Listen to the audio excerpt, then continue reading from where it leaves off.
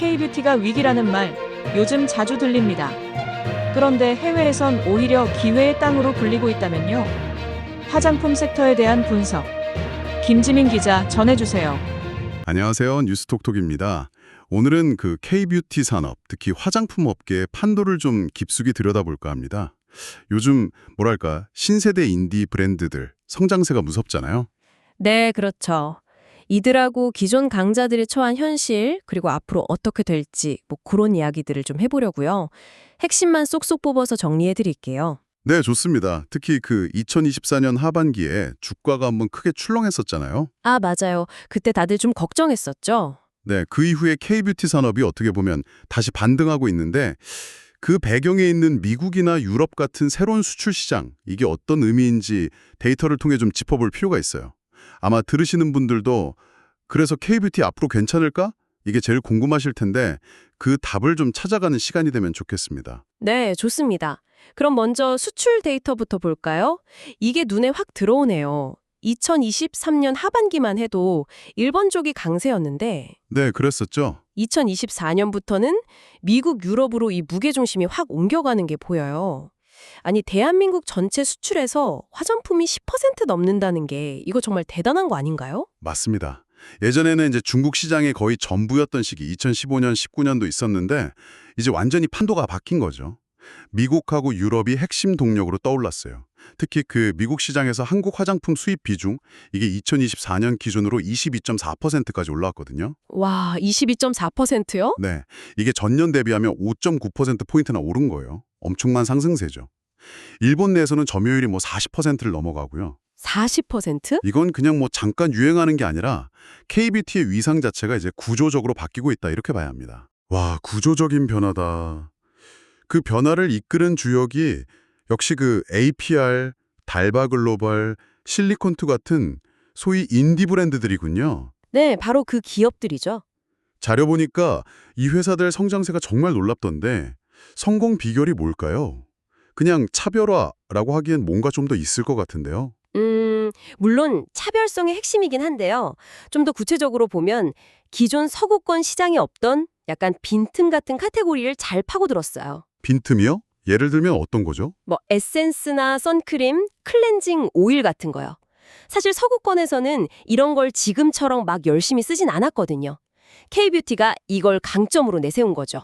그리고 아마존 같은 온라인 플랫폼, 이걸 정말 잘 활용했어요. 유통 구조를 확 바꾼 거죠. 직접 소비자를 만나면서요. 아, 온라인 유통. 네, 여기에 가성비 트렌드도 딱 맞아 떨어졌고요. 그리고 또 하나 재미있는 게 한국 사람들 스킨케어 단계가 되게 많잖아요. 그렇죠. 스킨, 로션, 에센스, 크림, 선크림 엄청 많죠. 네, 그 복잡한 루틴 자체가 서구 소비자들한테는 굉장히 신선한 경험이었던 거예요. 이게 오히려 시장을 넓히는 기회가 됐다고 볼 수 있습니다. 아, 그렇군요. 제품뿐만 아니라 사용하는 방식, 그 문화 자체가 새로운 시장을 만든 거네요. 네, 맞아요. 기초만 그런 줄 알았더니 색조 쪽도 티르티르 쿠션이나 미시아 비비크림 같은 게 미국 아마존에서 순위가 높고 또 미국으로 가는 색조 수출 월 평균 성장률이 59% 2024년 하반기 이후에요. 이것도 되게 흥미롭네요. 네, 그래서 이런 브랜드별로 성장 속도가 확 차이가 나니까 이게 주가에도 그대로 반영이 되고 있어요. APR이나 달바글로벌처럼 막 치고 나가는 기업들은 연초 대비 주가 상승률이 30%를 넘고 그러는데 반면에 좀 더딘 기업들도 있죠. 그게 바로 이제 기존 대기업들, 레거시 브랜드들의 고문 지점이겠네요. 그렇죠. 아모레퍼시픽이나 LG생활건강 같은 큰 회사들은 아무래도 중소형 인디 브랜드들하고 성장률이나 이익률 추세에서 좀 차이가 나기 시작했어요. 조직이 크고 기존 유통망에 익숙하다 보니까 아무래도 인디 브랜드들처럼 시장 변화에 막 민첩하게 대응하고 디지털 채널에 확 집중하기가 좀 어려운 그런 구조적인 한계도 있고요. 맞아요. 아까 잠깐 언급하셨지만 2024년 하반기에 화장품 주가가 평균 40% 넘게 확 빠졌었잖아요. 그때 정말 업황 꺾이는 거 아니냐 걱정 많았는데 지금은 좀 다른가요? 이게 거품이 빠지는 신호는 아니었을까요? 그때 주가 하락은요, 사실 업황 자체의 문제라기보다는 그동안 너무 가파르게 성장하다 보니까 기대치가 좀 과도하게 높아졌던 부분, 밸류에이션 부담 때문이었다고 보는 게 더 정확할 것 같아요. 아, 기대치가 너무 높았다. 네, 그런데 2024년 말부터 2025년 초까지 미국 수출이 워낙 좋게 나오면서 그런 우려는 상당 부분 해소가 됐죠. 물론 밸류에이션, 그러니까 기업 가치 평가는 여전히 좀 부담스러운 수준일 수 있지만요.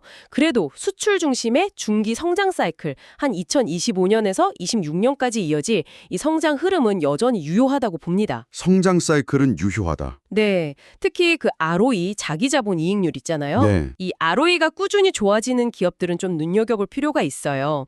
기업이 자기 돈으로 얼마나 효율적으로 이익을 내는지 보여주는 건데 이게 개선되면 시장에서 가치를 다시 평가받을 가능성이 충분히 있거든요. 그렇군요.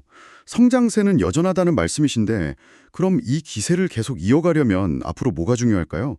특히 이제 막 성공 궤도에 오른 인디 브랜드들이 계속 잘 나가려면 넘어야 할 과제도 있을 텐데요. 중요한 포인트입니다.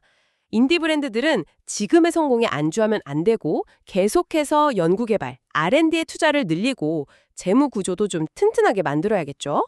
다행히 자료를 보면 주요 기업들이 R&D 지출을 늘리고 있고 부채 비율 같은 건 좀 개선되는 긍정적인 신호도 보여요. 다행이네요. 그리고 더 나아가서 미국이나 유럽 말고 중동의 UAE라던가 러시아 같은 새로운 시장을 계속 뚫어야 하고요.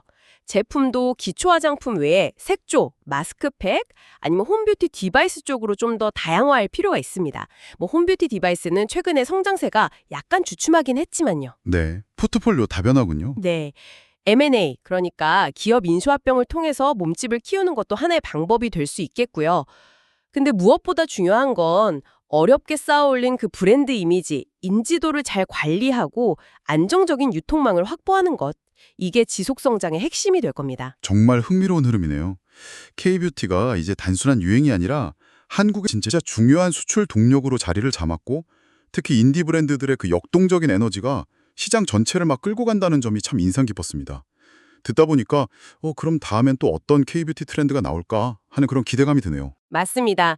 앞으로 K-뷰티의 미래를 좀 가늠해 보려면 아마존 같은 그런 글로벌 플랫폼에서 어떤 새로운 한국 제품 카테고리가 주목받는지 또 아직 상장은 안 됐지만 시장에서 막 떠오르기 시작하는 유망한 브랜드들 있잖아요. 네네. 예를 들면 닥터 엘시아나 스킨천사, 스킨1000 같은 브랜드들. 이런 것들의 움직임을 계속 지켜보는 게 좋은 힌트가 될 수 있을 겁니다. 오늘 나눈 이야기들이 여러분들께서 K-뷰티 시장을 보시는데 조금이나마 도움이 되었으면 좋겠네요. 주가 출렁임 뒤에 숨겨진 수출 전략, 그리고 인디 브랜드의 약진까지 살펴봤습니다. K-뷰티가 지금의 위기를 극복하고 다시 우상향할 수 있을까요? 댓글로 여러분의 생각을 들려주세요.